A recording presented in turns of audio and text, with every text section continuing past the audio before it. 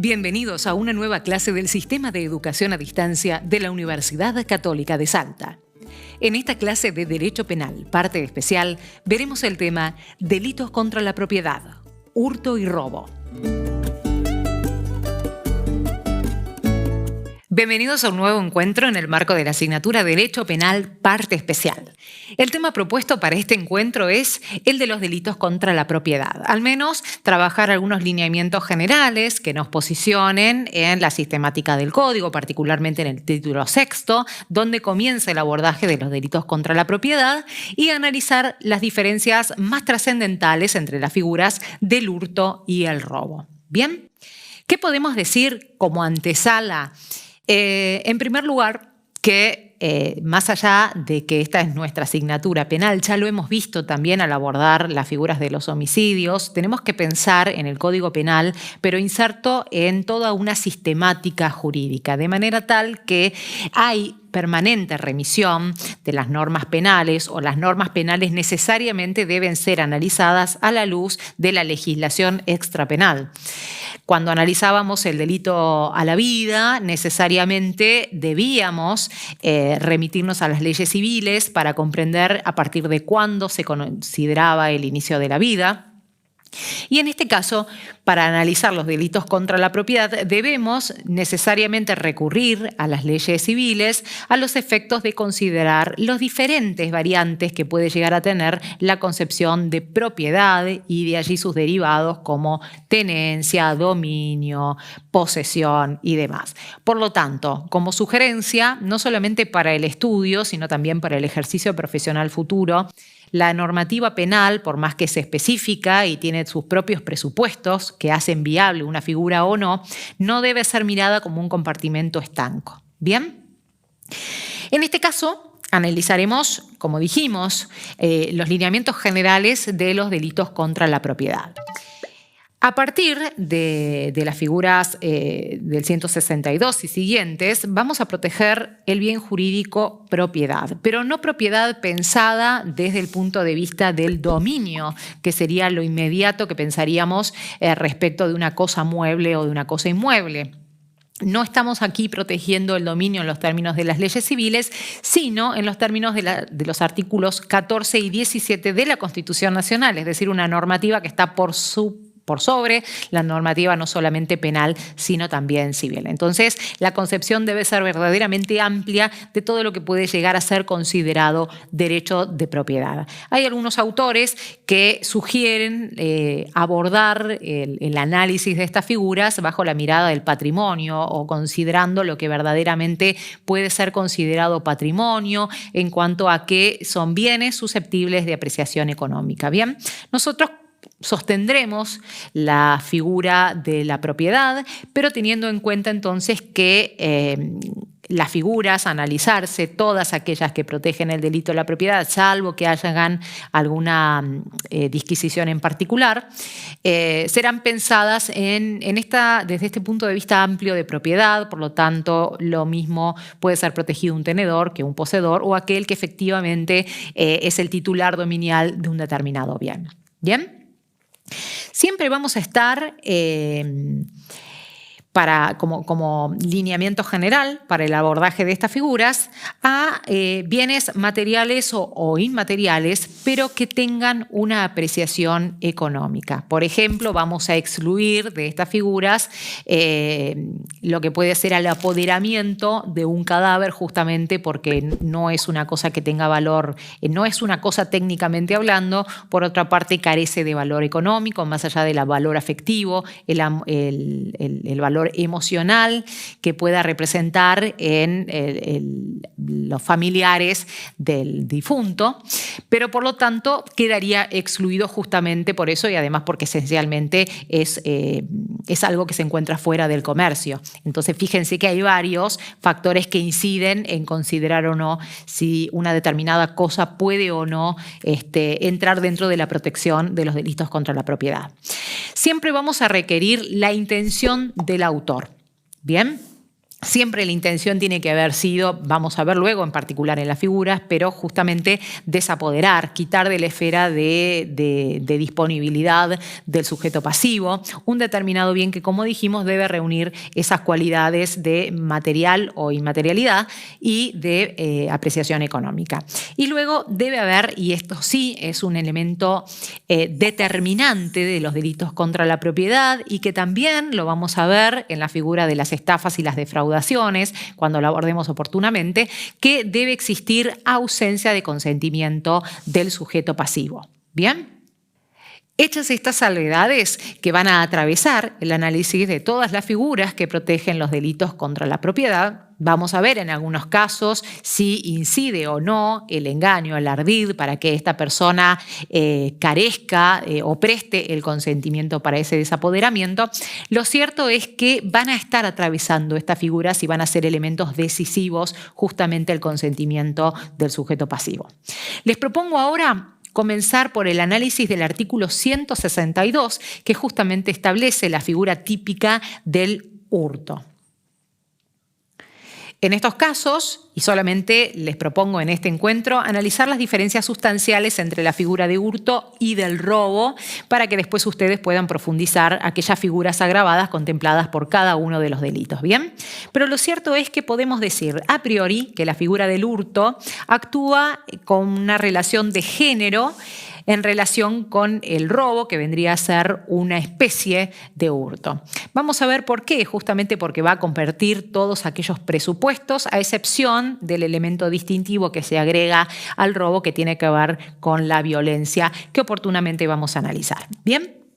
Este artículo 162, este hurto simple, contempla o establece como bien jurídico a proteger la tenencia de una cosa mueble. Es decir, es necesario que el sujeto pasivo tenga la cosa en su esfera de disponibilidad. ¿Bien?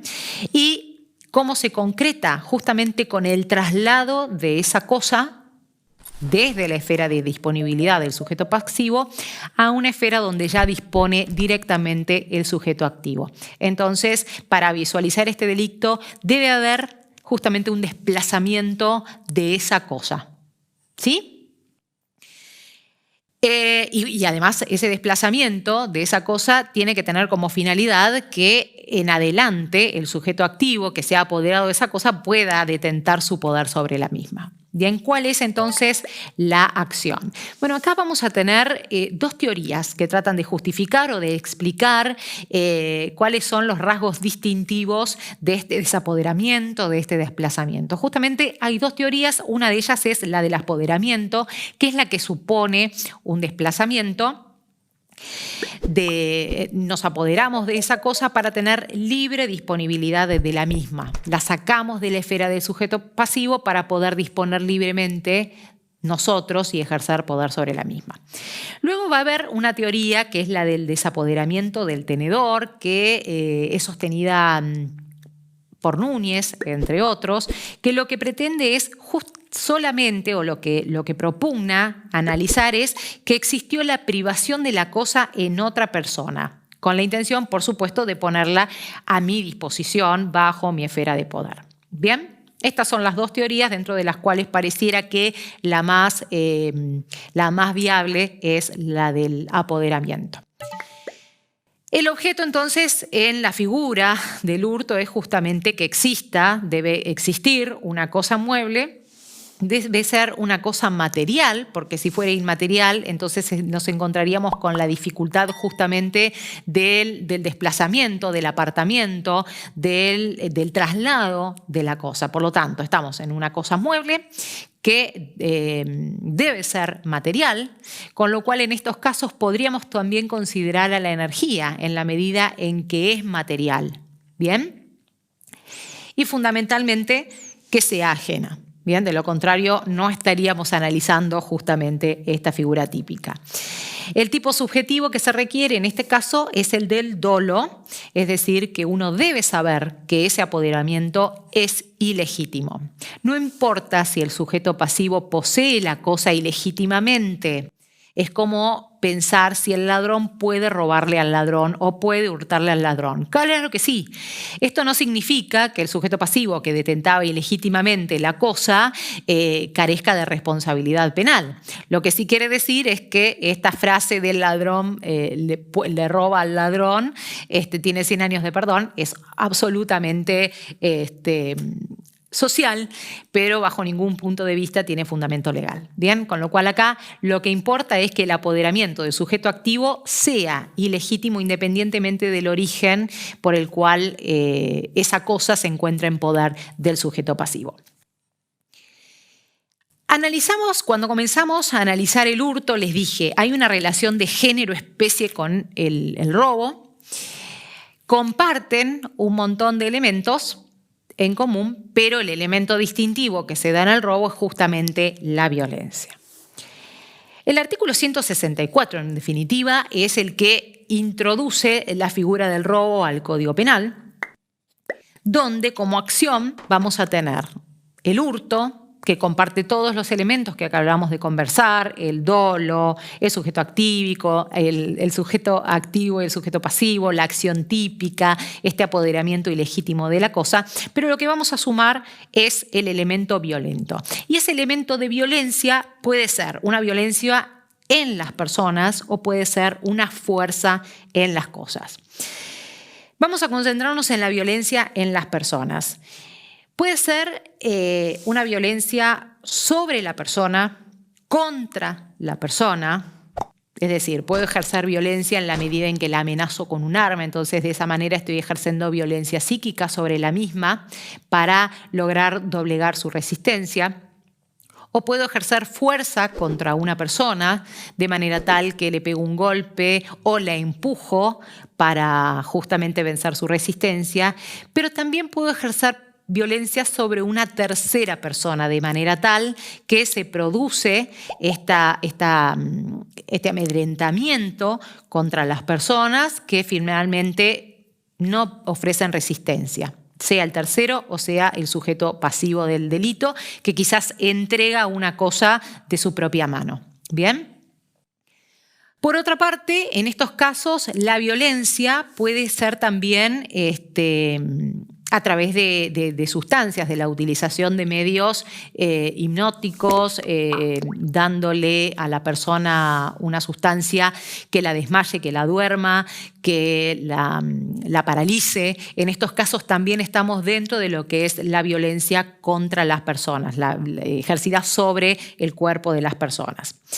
La violencia puede ser ejercida antes, a los efectos justamente de poder perpetrar el delito. Por ejemplo, ingreso a un domicilio, le pego un golpe a una persona para desmayarla, para poder actuar libremente en la propiedad y tomar todas las cosas, muebles y materiales de las cuales deseo apoderarme.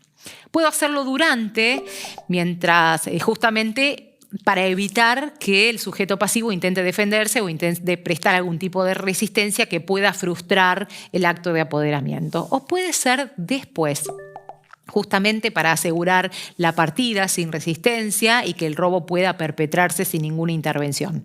Por ejemplo, golpear a la persona cuando me estoy retirando de la casa o dejarla desmayada para poder irme sin ningún peligro de ser denunciado y de que esa manera el apoderamiento no pueda quedar configurado. ¿Bien? La resistencia debe ser real. Debe ser real o aparente en la representación psíquica del sujeto activo, ¿sí? Para lograr justamente el cometido. Me quiero concentrar ahora en la hipótesis de la fuerza en las cosas. Y esta fuerza en las cosas debe darse durante el apoderamiento. Y puedo hacerlo de manera física y sobre la cosa. Es decir, yo debo poner energía física sobre una determinada cosa. Vale decir, esa fuerza física que ejerzo sobre las cosas es lo que me va a permitir vencer la resistencia y sustituir la acción voluntaria que podría llegar a realizar el tenedor de la cosa. Por ejemplo, el tenedor de la cosa deja su bicicleta con una cadena y un candado justamente para evitar que alguien se la robe. Bien, su acción voluntaria sería con la llave del candado liberar la bicicleta. La fuerza en estos casos estaría en el candado para poder justamente vencer esa resistencia opuesta por el tenedor de la cosa y esa violencia, la ruptura, esa energía colocada, perpetrada sobre la cosa, que en este caso sería un candado, sería lo que exige y lo que resulta necesario para vencer la resistencia del sujeto. ¿Bien?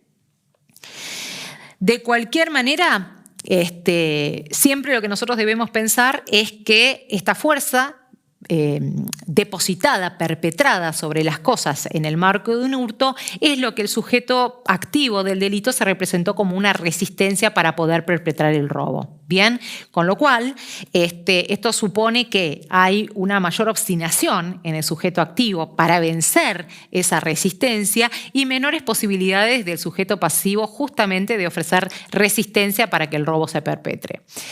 Ejemplos, infinidad de ellos. El elemento decisivo siempre va a ser el que rompa la distancia entre la figura del hurto, género, y el robo como especie, va a ser este elemento de violencia, sea en las cosas o en las personas o contra terceros, que de cualquier manera lo que representen es justamente que desaparezca la resistencia del sujeto pasivo. De esta manera hemos analizado en líneas generales, sin adentrarnos a los supuestos agravados, de las figuras decisivas o que nos dan el puntapié inicial para comenzar a estudiar los delitos contra la propiedad. Tengan en cuenta que aquí, y esto que sí lo anticipamos, oportunamente nos concentraremos en las figuras de las estafas y las demás defraudaciones. En estos casos, el robo y el hurto lo que suponen es que hay negativa, que hay una falta de consentimiento del sujeto pasivo para entregar esas cosas muebles y materiales de apreciación económica que justamente el sujeto activo desea apoderarse y sobre las cuales desea ejercer su poder. En cambio, en la figura de las estafas o de las defraudaciones vamos a ver que hay un mecanismo que genera en la subjetividad del sujeto pasivo la decisión de entregar voluntariamente la cosa, y esto es un elemento distintivo de estas figuras que oportunamente serán analizadas en esta asignatura. Damos por finalizado este encuentro entonces, espero que haya sido de utilidad para todos ustedes.